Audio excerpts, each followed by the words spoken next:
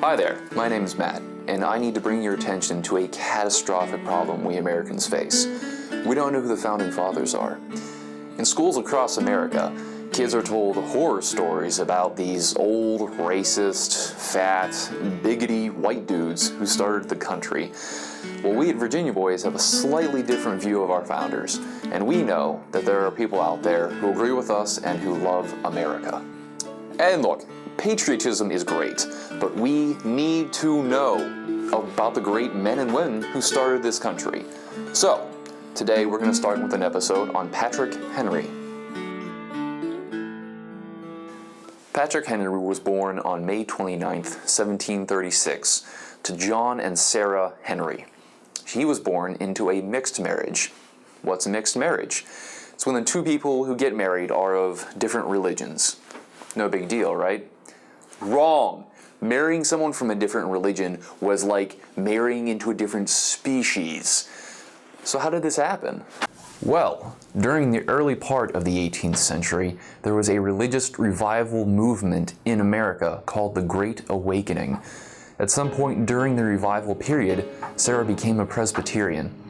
This caused a bit of strife for the Henry household because John Henry remained an Anglican. People of Virginia had not forgotten the nightmare of the English Civil War about 100 years prior to this, and many blamed the Calvinist religions like Presbyterianism.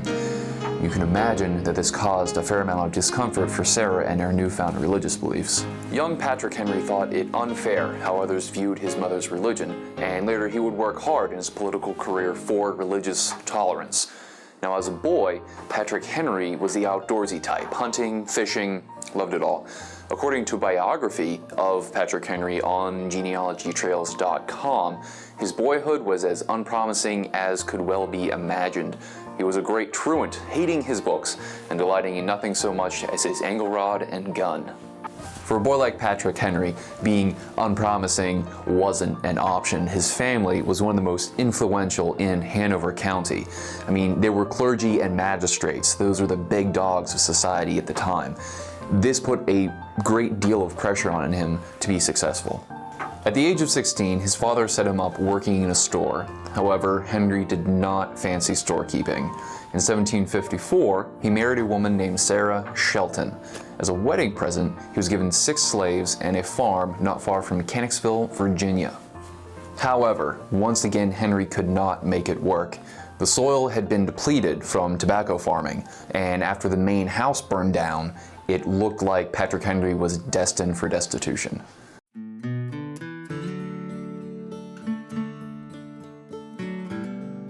So what does Patrick Henry do? He completely changes his profession, turns his attention to law. After only 6 weeks of study, 6, he goes to Williamsburg to get a license to practice law. When he gets to Williamsburg, he needs to be questioned by a board of men to see if he will get his license. This board includes names like George Wythe, Robert Carter Nicholas, and the Randolph brothers. These are the bigwigs. These are the hoity-toits. These are the trendsetters of Virginia. They are the highest level of Patrick Henry's society. So in comes this roughly clad frontier boy, and what does he do? He blows their socks off. After only the 6 weeks of study, Patrick Henry was not nearly proficient in the English common law. However, he makes up for it in his deep understanding of natural law. What's the difference? Common law is what we think of from lawyers today, things like contract law or agency law. Natural law, on the other hand, is the understanding of where we derive man's rights. For the men of this time, those rights came from God, and since they came from God, they cannot be usurped or impeded upon by lawless government. I cannot overemphasize the importance of understanding the natural law. It is the bedrock upon which our founding fathers framed the Constitution. It's what makes our country exceptional, and possibly no other founding father understood it as well as Patrick Henry.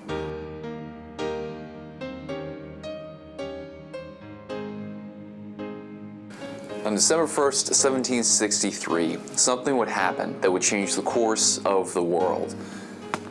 The incident has become known as the Parsons cause. It all began in the years from 1755 to 1758.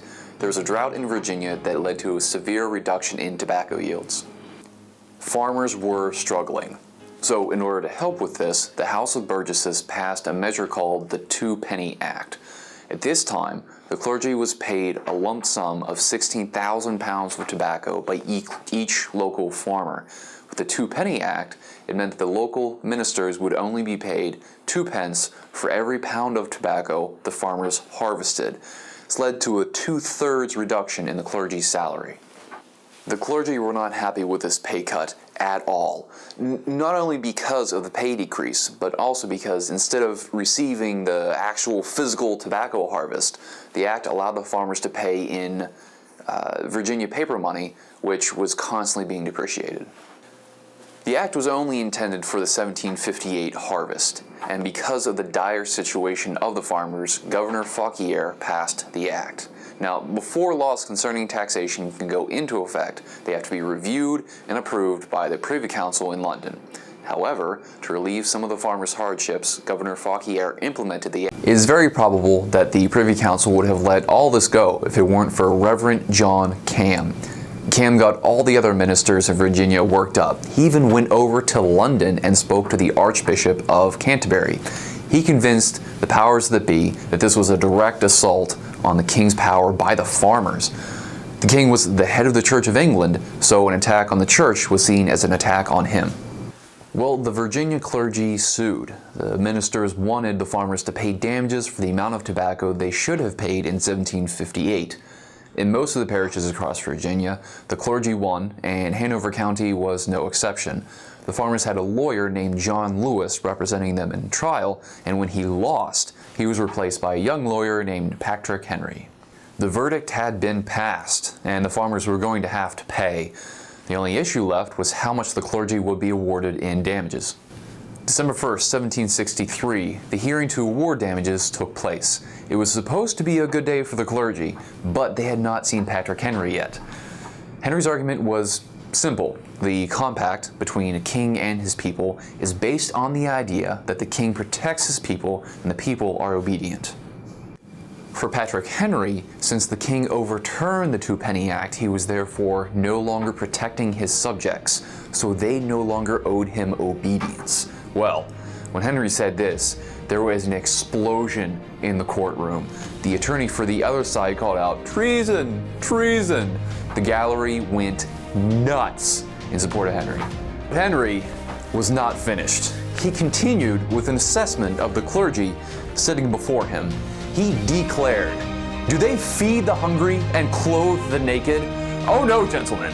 These rapacious harpies would, their will equal to their power, snatch from the hearth of their honest parishioner his last hoe cake, from the widow and her orphan children the last milk cow, the last bed, nay, the last blanket from the lying-in woman." After Henry said this, pandemonium reigned supreme in that courtroom. The problem was, the hearing was only for damages. The verdict had already been passed. So what did the sensible locals on the jury do? They awarded the clergy a penny. Not 1 penny per pound, but one single, solitary penny. This small hearing in the backwaters of Virginia sent shockwaves throughout America and all the way back to England. It was seen by the Patriots as a stand against tyranny, and by the English as an affront to royal power.